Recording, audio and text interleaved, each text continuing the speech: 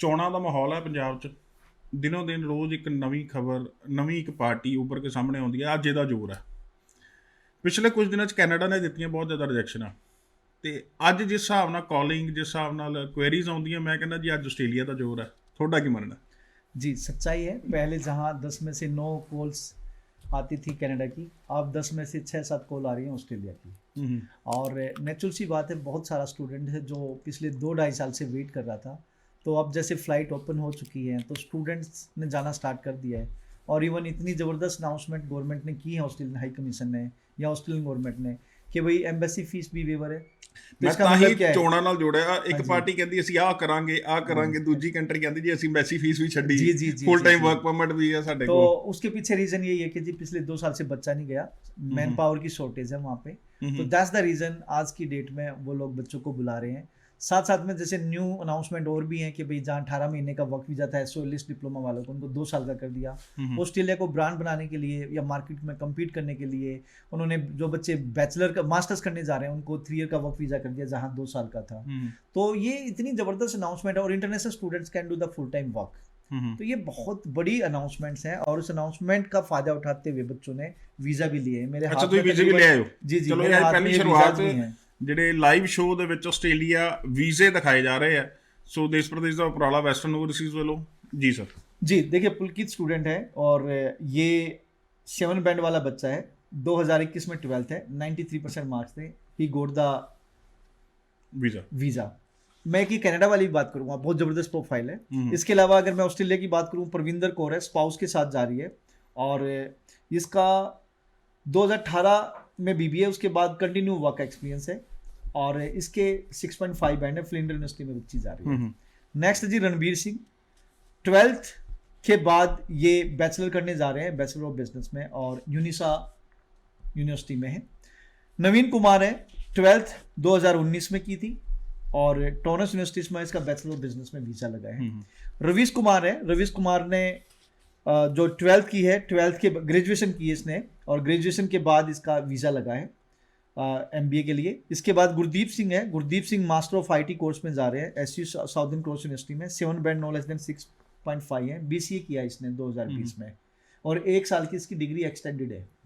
Next student है Sumesh Rani, BBA के बाद इसका वर्क एक्सपीरियंस है, एंड फेडरेशन यूनिवर्सिटीज़ में she is going for the master program. Navdeep Singh है, नवदीप सिंह का 12th है, और इसने इम्प्रूवमेंट किए जी। देखो, इम्प्रूवमेंट वाले बच्चों की बड़ी समस्या होती है कि जी बहुत सारे कंसल्टेंट बोलते हैं कि जी आपका नहीं होगा।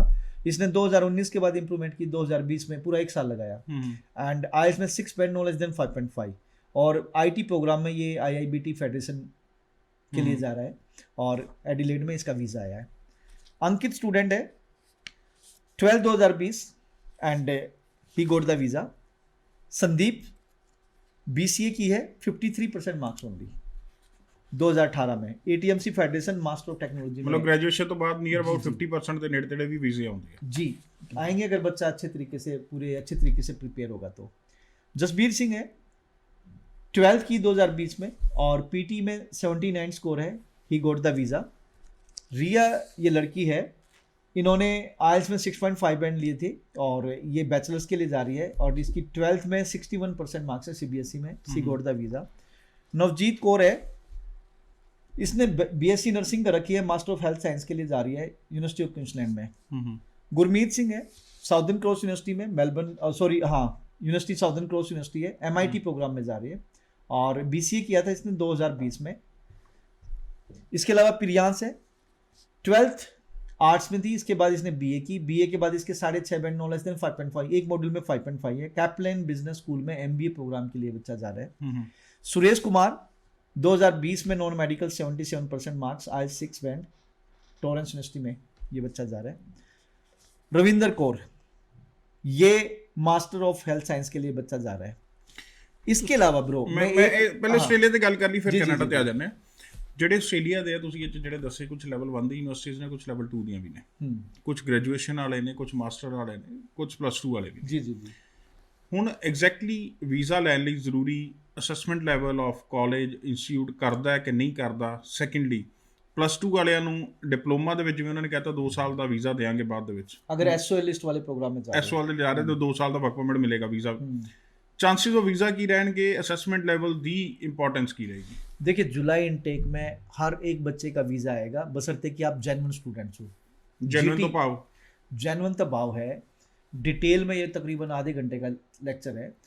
जीटी जेन्युइन टेम्परेरी इंटरेंट मतलब आपकी एकेडमिक ठीक हो, गैप है तो गैप में आपने क्या किया वो आपको बताना Justify होगा। होना चाहिए। हाँ, परसेंटेज आपकी ठीक हो, सब्जेक्ट्स आपके पास मेजर हो, इंग्लिश लैंग्वेज एबिलिटी आइल्स और पीटी में स्कोर ठीक हो, पेरेंट्स की एनुअल इनकम ठीक हो, आपके यहाँ में इंडिया में सोशल टाइप्स अच्छे हों, सोशल टाइप्स लाइक आपकी फैमिली की इनकम अच्छी हो, साथ साथ में आप यहाँ पे बस यही देखना चाहती है कि आपके टाइप है या नहीं है।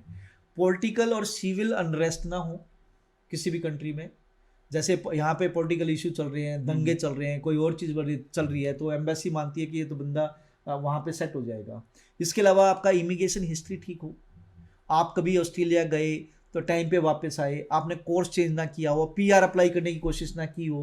एसओपी स्टेटमेंट ऑफ पर्पस बहुत मैटर करता है कि एसओपी आपने बहुत अच्छे तरीके से रिप्रेजेंट की हुई हो, कि आपकी इंटेंशन ऑस्ट्रेलिया में रहने की ना हो, स्टडी कंप्लीट करने के बाद आप इंडिया में आना हो, सेम कोर्स इंडिया में अवेलेबल है तब भी आप अब्रॉड जा रहे हो ज़्यादा फीस पे करके, क्यों जा रहे हो, उसको कंप्लीट करने के बाद आप इंडिया में वापस आते हो तो आपका सैलरी इनकम कैसे बढ़ेगा, या बिजनेस की इनकम कैसे बढ़ेगी, या फिर आप किसी थर्ड कंट्री में जा रहे हो एक्सेप्ट ऑस्ट्रेलिया, तो वहाँ पे कौन सी कंपनी में किस टाइप की जॉब मिलेगी और उसको आपका रेवेन्यू कैसे जनरेट होगा। दीज आर द थिंग्स जो जीटी में ਜੌਬ ਆਊਟਕਮਸ ਕੀ जी ਰਹਿਣਗੇ जी basically। जी ਹੁਣ ਜੀਟੀ ਦੇ ਨਾਲ ਅੱਜ ਜਿਹੜੀ ਐਡ ਹੁੰਦੀ ਹੈ 2018 ਵਾਲੇ ਬੱਚਿਆਂ ਦੀ ਵੀ ਐਡ ਹੋ ਰਹੀ ਹੈ ਕਿ +2 ਜਿੰਨਾ 2018 ਚ ਕੀਤੀ ਹੈ, ਜਸਟੀਫਿਕੇਸ਼ਨ ਹੈਗੀ ਹੈ ਤਾਂ ਆਸਟ੍ਰੇਲੀਆ ਜਾ ਸਕਦੇ ਆ। ਉਸ ਚੀਜ਼ ਨੂੰ ਲੈ ਕੇ ਵੈਸਟਰਨ ਓਵਰਸੀਜ਼ ਦਾ ਕੀ ਮੰਨਣਾ? भाजी देखिए 2018 पास आउट है तो आप अप्लाई तो कर सकते हो। देखना ये होगा कि 2018 के बाद अब 22 आ गया, 4 साल हो गए, 21 में तो आपकी बच्चे की ग्रेजुएशन हो ਮੈਂ जाएगी। कह रहा कईਆਂ ने ਹੁਣ जॉब करनी शुरू करती, हाँ, कईयां अगर ने किसी फार्मिंग ने ਕੀਤੀ है। अगर आपकी जस्टिफिकेशन है definitely you can apply. Secondly अब होता क्या है कि जो कोई अच्छी चंगी यूनिवर्सिटी तो वही कहती है कि 2020 पास आउट ही हम लेंगे, लेकिन आज की डेट में प्राइवेट कॉलेज इंट्रोड्यूस हो चुके हैं तो वो रिस्क ले रहे हैं और कंसल्टेंट यही बता रहे हैं ना कि जी हम आपका एडमिशन करा देंगे, बट ये नहीं बता रहे कि मैं यूनिवर्सिटी में कराऊंगा या कॉलेज में कराऊंगा, डिप्लोमा में कराऊंगा या डिग्री में कराऊंगा। तो दीज आर द थिंग्स जो कि कुछ चीज़ हिडन है जो बताई नहीं जा रही। ਸੋ ਇਹ ਚੀਜ਼ਾਂ ਮੈਟਰ ਕਰਨਗੀਆਂ ਜੀ। ਤੁਹਾਡਾ ਕਾਲਜ ਅਸੈਸਮੈਂਟ ਲੈਵਲ 1 ਹੈ, 2 ਹੈ, ਤੁਹਾਨੂੰ ਡਿਪਲੋਮਾ ਮਿਲ ਰਿਹਾ, ਡਿਗਰੀ ਮਿਲ ਰਹੀ ਹੈ, ਐਡਵਾਂਸ ਡਿਪਲੋਮਾ ਮਿਲ ਰਿਹਾ ਜਾਂ ਮਾਸਟਰ ਲਈ ਜਾ ਰਹੇ ਹੋ, ਹਰ ਚੀਜ਼ ਕਾਊਂਟ ਕਰੇਗੀ। ਦੂਜਾ, ਤੁਸੀਂ ਸਪਾਊਸ ਵੀਜ਼ਾ ਨੂੰ ਲੈ ਕੇ ਵੀ ਗੱਲ ਕੀਤੀ ਹੈ जी, ਸਪਾਊਸ ਵੀਜ਼ਾ ਨਾਲ ਹੀ ਅਪਲਾਈ ਕਰ ਦਿੰਦੇ ਹੋ, ਪਹਿਲਾਂ ਮੇਨ ਐਪਲੀਕੈਂਟ ਦਾ ਕਰਦੇ ਹੋ, ਕੀ ਸਿਸਟਮ ਦਿੰਦੇ? देखिए मैं तो हमेशा यही सजेस्ट करता हूँ कि आप यहाँ से इकट्ठे ही जाएं। ਓਕੇ, ठीक है, इकट्ठे जाएं बशर्ते कि फिर आप एलिजिबल होने चाहिए। आप मेन एप्लीकेंट ग्रेजुएट है, साथ साथ में उसका जो डिपेंडेंट है, चाहे हस्बैंड है चाहे वाइफ है, जो स्पाउस है वो भी ग्रेजुएट हो। ठीक है, और आपकी मैरिज साल पुरानी हो। कुछ यूनिवर्सिटी आज की डेट में 6 महीने पुरानी भी मांगती हैं। अगर ये चीज़ें मैच करती हैं तो 7 फाइल लगाओ। ओके। अगर आपने पहले फाइल अगर 7 लगा दी तो इकट्ठे वीजे आएंगे और इकट्ठे ही चले जाओगे। लेकिन अगर आप बाद में लगा रहे हो, इसको बोलते हैं सब्सिक्वेंट एंट्री, वहाँ फंसता है बच्चा। 9 महीने से 11 महीने तक में रिजल्ट आता है, मतलब पहले स्पाउस चला गया, मतलब मेन एप्लीकेंट चला गया, फिर स्पाउस बाद में फाइल लग रहा है, तो वो यहाँ पे तड़पता है पूरा, उसको 1 साल लग जाता है। सेकेंडली वहाँ जाते ही स्टूडेंट गलती करता है, यूनिवर्सिटी चेंज कर लेता है। ठीक है, यूनिवर्सिटी चेंज करी तो यूनिवर्सिटी ने यहाँ पे जो डिपेंडेंट जा रहे हैं उसका वीज़ा रिजेक्ट कर देना है। कुछ ऐसे स्मार्ट वर्क करते हैं कि भाई अपना वीज़ा लग गया मेन एप्लीकेंट का, उसके बाद यहाँ से मैरिज कर लेते हैं, मैरिज करके खुद अप्लाई करते हैं, बाद में उसकी अप्लाई लगती है, तब भी फंसते हैं क्योंकि आप एम्बेसी को झूठ बोल रहे हो। ठीक है, और वो अपडेट भी नहीं करते एम्बेसी में कि जी मेरा अब क्या नाम है, वो चेंज हो गया है, मतलब जो रिलेशनशिप है वो चेंज होगी, मैं सिंगल से अब मैरिड हो चुका हूँ या हो चुकी हूँ। तो ये चीज़ें हैं। तो सब्सिक्वेंट एंट्री में भी वीज़ा आएगा, ऐसी बात नहीं है, बशर्ते कि जेन्युइनिटी होनी चाहिए। एक बहुत बड़ा वाइड चैप्टर है, इस पर बहुत डिस्कशन होनी चाहिए और हर एक स्टूडेंट्स को इस पर मतलब अवेयर होना चाहिए। ਜਿਹੜਾ ਡਿਪੈਂਡੈਂਟ ਨਾਲ ਜਾ ਰਿਹਾ ਉਹਦਾ ਫਾਈਨੈਂਸ਼ੀਅਲੀ ਸਟਰੋਂਗ ਹੋਣਾ, ਬਿਜ਼ਨਸ ਸੈਟਅਪ ਹੋਣਾ, ਉਹ ਕਿੰਨਾ ਕੁ ਜ਼ਰੂਰੀ ਹੈ? बहुत ज़रूरी है जी, बहुत ज़रूरी है। मान लो जो डिपेंडेंट साथ जा रहा है, अगर वो उसकी मतलब अब मान लो जो स्टूडेंट है, स्टूडेंट के फादर या मदर फंड दिखा रहे हैं, जो उसका डिपेंडेंट है वो खुद नहीं दिखा रहा या उसकी फैमिली नहीं दिखा रही, तो फंसता है बंदा। ठीक है, कि भाई इसका मतलब स्टूडेंट के कंधे पे बंदूक रख के ये पर्सन वहाँ भी जाना चाहता है। उसका इंडिया में स्टैंड होना बहुत जरूरी है। एक तो मैरिज जेन्युइन होनी चाहिए, उसका स्टैंड होना जरूरी है, और उसकी जो उसके पेरेंट्स हैं, रियल पेरेंट्स हैं, उनका भी यहाँ पे एक स्टैंड होना जरूरी है। तो मैं रिक्वेस्ट करता हूँ हर एक से कि भाई आप अपने पेरेंट्स की ITR स्ट्रॉन्ग भरो। यहाँ तो लोग टैक्स चोरी इतना करते हैं कि जब 2 लाख 2.5 लाख रुपए की ITR भरते हैं, इनकम बहुत अच्छी है, तो तब ये स्टूडेंट फंसता है फिर। तो प्लीज जो डिपेंडेंट भी फाइल लगा रहे हैं, आप अपना कोई काम धंधा जो कर रहे हैं तो उसके बिहाफ पे आपकी स्ट्रॉन्ग ITR होनी चाहिए, फंड्स आपके पास अवेलेबल होने चाहिए और आपके पेरेंट्स के पास होने चाहिए। तो सर मैं यहाँ पे एक चीज़ और अनाउंस करना चाहूँगा, जैसे अभी लाइव हमें स्टूडेंट देख रहे हैं, कल मेरी जलंधर विजिट है, तो कल जलंधर आप मेरे से 12 से 5 बजे तक मिल सकते हैं। Western overseas AGI business centre में फर्स्ट फ्लोर पे मेरा ऑफिस है। तो अगर जो भी जलंधर के नियर डियर है वो मिलना चाहता है तो कल मैं 12 से 5 जलंधर हूँगा, और सैटरडे को अमृतसर ऑफिस में हूँगा मैं।